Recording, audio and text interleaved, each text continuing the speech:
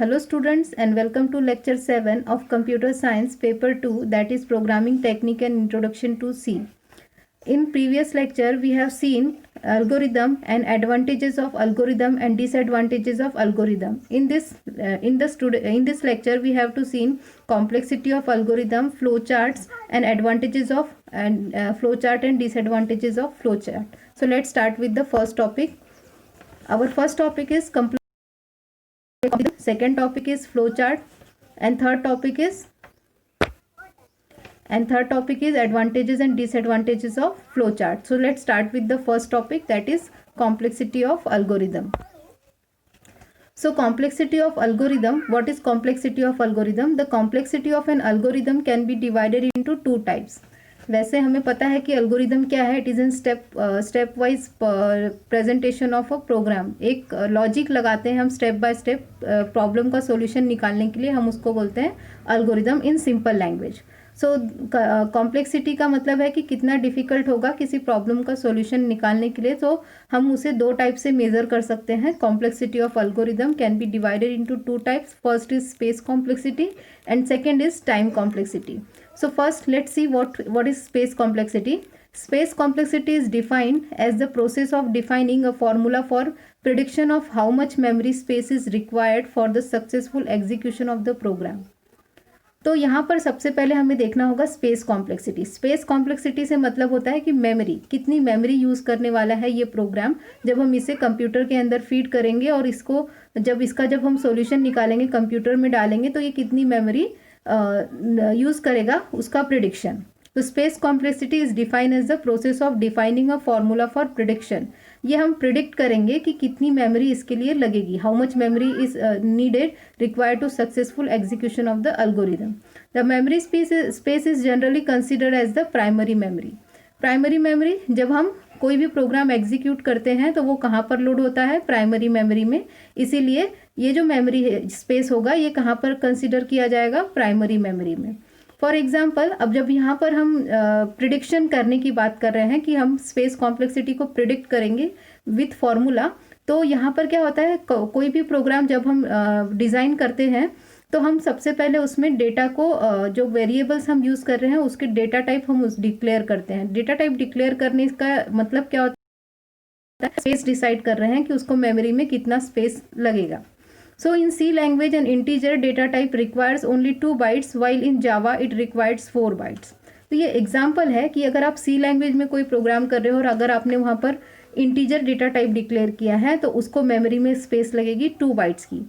लेकिन अगर ये सेम प्रोग्राम अगर आप जावा में रन करते हो और आप वहाँ पर इंटीजर ही डिक्लेयर करते हो तो वहाँ पर लगेगा 4 बाइट्स. तो इट्स डिपेंड अपॉन लैंग्वेज, कौन सी लैंग्वेज में आप प्रोग्राम लिख रहे हो उसके ऊपर डिपेंड करेगा कि मेमोरी में कितनी स्पेस उसके वेरिएबल्स को लगेगी. So it is difficult to calculate the total space used by program due to this reason. So ये प्रिडिक्ट करना बहुत ही डिफ़िकल्ट काम है कि हम स्पेस पहले से ही प्रिडिक्ट कर दें कि कितना स्पेस इसको मेमोरी में लगने वाला है इस प्रोग्राम को. सो फर्स्ट इसका रीज़न क्या है, how much space a compiled version of program needs. Compiled version का जो प्रोग्राम है, अगर हम प्रोग्राम को कंपाइल करेंगे तो उसको कितना मेमोरी में स्पेस लगेगा, क्योंकि जब हम वेरिएबल डिक्लेयर करेंगे उस का प्रोग्राम है तो इसमें इतनी मेमोरी लगेगी, लेकिन कंपाइल्ड वर्जन को कितना लगने वाला है ये हम नहीं बता सकते हैं. Second, data space, the amount of memory needed to store data. कितना मेमोरी में स्पेस उसको लगेगा उस डेटा को स्टोर करने के लिए. एंड थर्ड है environmental space occupied by the operating system.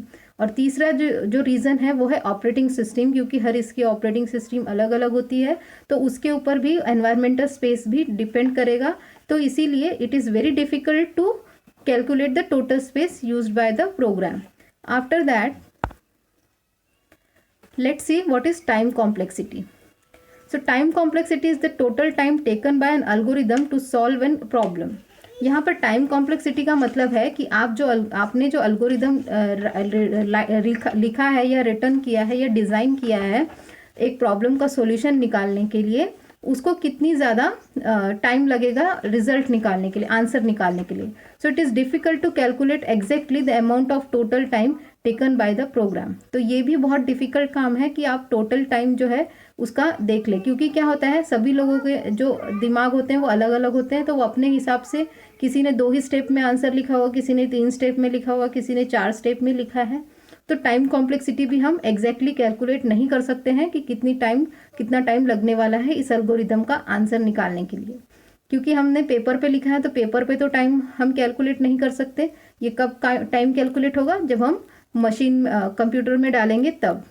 So following are the reason. क्या रीज़न है कि हम टाइम कॉम्प्लेक्सिटी नहीं कैलकुलेट कर सकते हैं? तो फर्स्ट रीज़न है time required by each machine instruction has to be determined.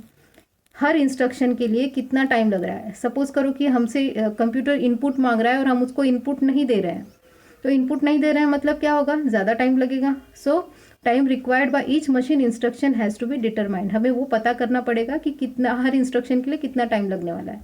Time required for generating the executable code has to be determined. Time required for the generating the executable, translation होने के लिए, इसका binary language में, इसका जो हमने human language में लिखा है, थर्ड लेवल लैंग्वेज में लिखा है, उसको एग्जीक्यूटेबल कोड में मीन्स मशीन लैंग्वेज में कन्वर्ट होने के लिए कितना टाइम लगेगा. थर्ड है underlying hardware has to be accounted for. कौन से हार्डवेयर काम करेंगे, कौन से हार्डवेयर नहीं काम करेंगे, क्योंकि जब हमें इनपुट देना होगा तब हमें कौन सा चाहिए होगा, कीबोर्ड चाहिए होगा.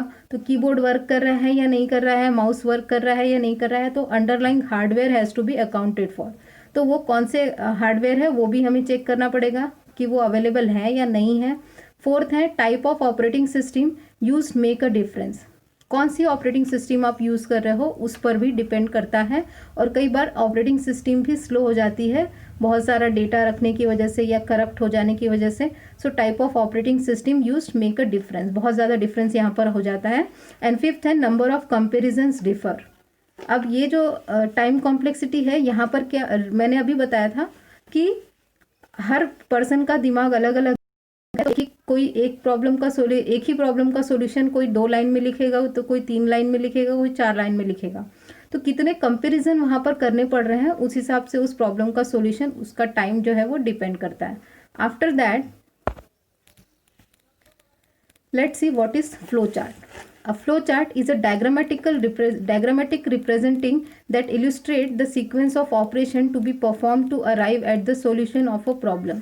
ये जो फ्लो चार्ट डायग्रामेटिकल रिप्रेजेंटेशन होता है, एक डायग्राम के फॉर्म में आपको बताता है कि प्रॉब्लम कहाँ से कहाँ जाएगा तो उसका सॉल्यूशन कैसे निकलेगा, वो डायग्रामेटिकल फॉर्म में रिप्रेजेंट करता है.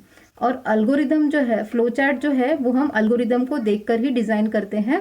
तो flow chart is a diagrammatic representation of a problem of sequence operation, solution of a problem. Second, it is just a pictorial representation of an algorithm. ना तो अल्गोरिदम से आपको सॉल्यूशन मिल रहा है, ना ही फ्लो चार्ट से आपको सॉल्यूशन मिल रहा है. अल्गोरिदम सिर्फ आपने स्टेप बाय स्टेप इंस्ट्रक्शंस लिखी हुई है. फ्लो चार्ट क्या कर रहा है, उसी को ही पिक्टोरियल रिप्रेजेंटेशन में प्रेजेंट कर रहा है, डायग्रामेटिकली प्रेजेंट कर रहा है. तो it is just a pictorial representation of an algorithm. Algorithm का ही पिक्टोरियल रिप्रेजेंटेशन होता है flow chart. Flow chart use symbols that have geometric shapes to indicate the different operation. Flow chart use symbols. Flow chart क्या use कर रहा है, symbols use कर रहा है जो कि जियोमेट्रिकल शेप में होता है, जैसा कि पैरेललोग्राम हो गया, सर्कल हो गया, फिर उसके बाद डायमंड शेप हो गया, रेक्टेंगल हो गया. तो इन सब शेप्स को यूज़ करके वो फ्लो चार्ट जो है वो अपने ऑपरेशंस जो है वो बताता है कि कौन सा ऑपरेशन कौन से शेप में होगा. These symbols are connected by flow lines and which indicates the order of execution of the various activities. अब ये जो सिम्बॉल्स हैं इसको हम कनेक्ट करते हैं फ्लो लाइंस के through. Flow lines means arrow lines के थ्रू, एरोज के थ्रू हम डिफाइन करते हैं कि इसके बाद कौन सा स्टेप होगा, इसके बाद कौन सा स्टेप्स होगा. तो ये एग्जीक्यूशन का ऑर्डर बताता है कि फर्स्ट स्टेप कौन सी एग्जीक्यूट होगी, सेकेंड स्टेप कौन सी एग्जीक्यूट होगी, थर्ड कौन सी होगी एंड फोर्थ कौन सी होगी. एंड फिफ्थ है, in short flow chart is like a blueprint which essentially shows the details of the propose structure. तो ये जो फ्लो चार्ट है एक ब्लूप्रिंट है. ब्लूप्रिंट क्या होता है, एक इस्टीमेट होता है कि इस तरीके से हमारा जो प्रोग्राम है वो एग्जीक्यूट होगा। सो इसीलिए इसको कहा गया है blueprint, which essentially shows the details of proposed structure. जो भी हमने एल्गोरिदम में लिखा है उसी को करेंगे, और flow chart is like a blueprint. Blueprint में हम एक बेसिक स्ट्रक्चर तैयार कर देते हैं प्रोग्राम का, कि प्रोग्राम कहाँ से कहाँ और कैसे फ्लो होके उसका सॉल्यूशन निकलेगा। सिक्स्थ है, it is an intermediate step between N algorithm and preparation of a computer program. Algorithm जो था ये हमने एक बेसिक लॉजिक, हम एल्गोरिदम कब लिखते हैं, जब हमें प्रॉब्लम पूरा डिटेल में पता है, तब हम उसका प्रॉब्लम का सॉल्यूशन निकालने के लिए लॉजिक लगाते हैं। एंड ये जो है फ्लो चार्ट, ये इंटरमीडिएट बीच में आता है, किसके, कंप्यूटर प्रोग्राम और एल्गोरिदम के। एल्गोरिदम और कंप्यूटर प्रोग्राम के बीच का जो पार्ट है उसको हम बोलते हैं flow chart. So it is an intermediate step. हम वहाँ पर इंटरमीडिएट स्टेप देखते हैं कि इसके बाद क्या फ्लो होगा, इसके बाद ऑपरेशन कहाँ ये जो हमारा प्रोग्राम है वो कैसे एग्जीक्यूट होगा, इसके बाद कौन सी स्टेप्स आएगी, इसके बाद कौन सी स्टेप्स आएगी। After that let's see what is flow chart symbols. तो सिम्बॉल्स कौन कौन से यहाँ पर यूज होते हैं। तो फर्स्ट है यहाँ पर terminal box to indicate beginning और एंड। तो यहाँ पर टर्मिनल बॉक्स में क्या करते हैं, input and output, terminal box जो होता है वो ओवल शेप में होता है, जो कि terminal box to indicate beginning और एंड। नेक्स्ट है इनपुट आउटपुट बॉक्स, जो कि पैरेललोग्राम शेप में होता है। इस जो डायग्राम है यहाँ पर वो बराबर से डायग्राम्स दिख नहीं रहे हैं, क्योंकि मैंने इसको लैपटॉप में बनाया था और यहाँ पर मोबाइल में मैं इसको दिखा रही हूँ, तो इसकी वजह से ये बराबर नहीं दिख रहा है। तो इनपुट बॉक्स और आउटपुट बॉक्स, इसके लिए मैं आपको अलग से डायग्राम व्हाट्सएप पे बता दूंगी। तो इनपुट एंड आउटपुट बॉक्स जो है वो पैरेललोग्राम शेप में होता है टू एक्सेप्ट एंड डिस्प्ले। या तो कोई भी चीज़ एक्सेप्ट करनी होगी, जो वेरिएबल्स एक्सेप्ट करना होगा, और टू डिस्प्ले, जो भी आपको आउटपुट में डिस्प्ले करना होगा, उसके लिए इनपुट आउटपुट बॉक्स के इसमें पैरेललोग्राम शेप यूज होता है। नेक्स्ट है process box, and process box में हम लोग रेक्टेंगुलर शेप यूज करते हैं टू इंडिकेट कंप्यूटेशन। जो भी प्रोसेस होगी, जो भी ऑपरेशन करना होगा, वो हम रेक्टेंगुलर शेप के अंदर ही करेंगे। नेक्स्ट है decision box, that is a diamond box use to decision making and branching. जहाँ पर भी हमें एक से ज़्यादा दो ऑप्शंस होंगे, जैसे कि ग्रेटेस्ट अमंग टू नंबर्स, तब भी हम डिसीजन बॉक्स का यूज़ करेंगे। या फिर हमारे पास मोर देन वन ऑप्शन है, 2-3 ऑप्शन है, तभी भी हम डायमंड बॉक्स का यूज़ करेंगे। नेक्स्ट है connector. Connector is a circle shape use to join two parts of a flow chart. Suppose करो कि आपका जो फ्लो चार्ट है वो काफ़ी बड़ा है, एक पेज पर एक फ्लो चार्ट आ गया, दूसरे पेज पे दूसरा फ्लो चार्ट आ गया। तो जब आपका फर्स्ट पेज पे फ्लो चार्ट खत्म हो गया, तब आप वहाँ पे सर्कल को कनेक्ट करोगे, उसके अंदर कोई अल्फ़ाबेट ए लिख दोगे।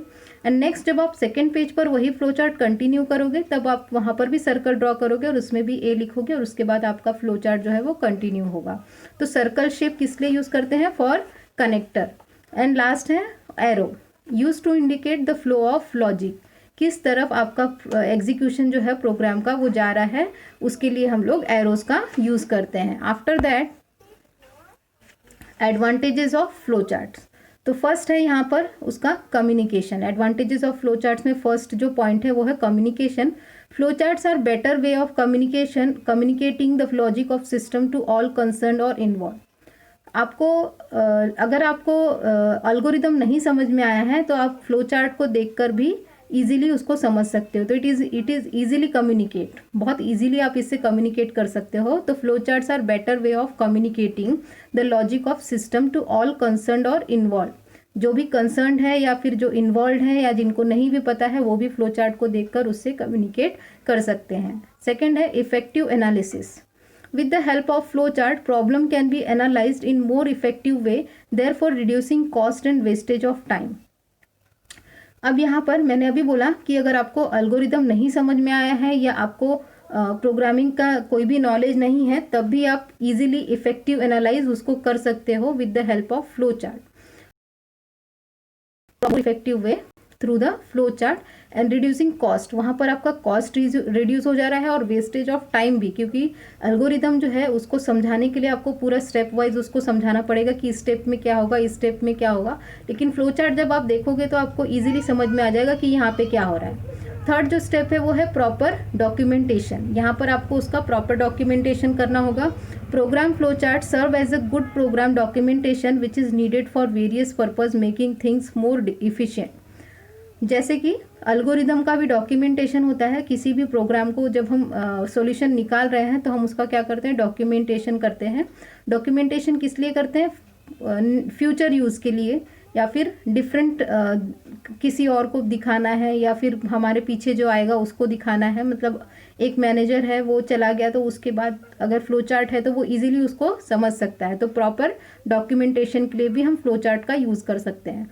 नेक्स्ट है इफेक्टिव कोडिंग और blueprint during the system analysis and program development phase. तो इफेक्टिव कोडिंग हम इसके थ्रू, इसको देखकर, फ्लो चार्ट को देखकर हम इफिशिएंट कोडिंग कर सकते हैं। And the flow chart act as a guide.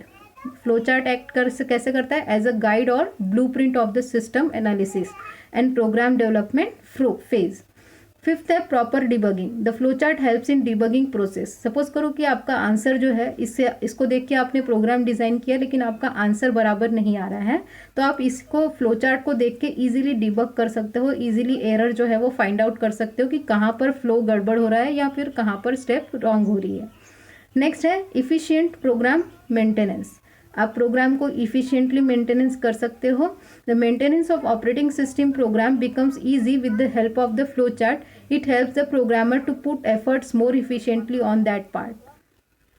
Suppose करो कि आपका जो प्रोग्राम है वो गलत हो गया और आप उसको चेंज करना चाहते हो, तो फ्लो चार्ट जो होता है वो हमेशा पेंसिल से बना होता है, तो हम उसको maintenance of operating program becomes easy, बहुत ईजी हो जाता है with the help of flow chart. It helps the programmer to put effort. आप वहाँ पर पूरा एफर्ट डाल सकते हो और बहुत सारे चेंजेस आप कर सकते हो, बिकॉज फ्लो चार्ट जो है वो पेंसिल से बना होता है। तो आप उसको इफिशिएंटली ऑन दैट पार्ट, जो भी पार्ट गलत हुआ है उसको आप इजीली चेंज कर सकते हो।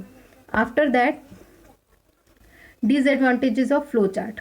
एडवांटेजेस तो हमने देख लिए, अब हम देखते हैं डिसएडवांटेजेस ऑफ फ्लो चार्ट।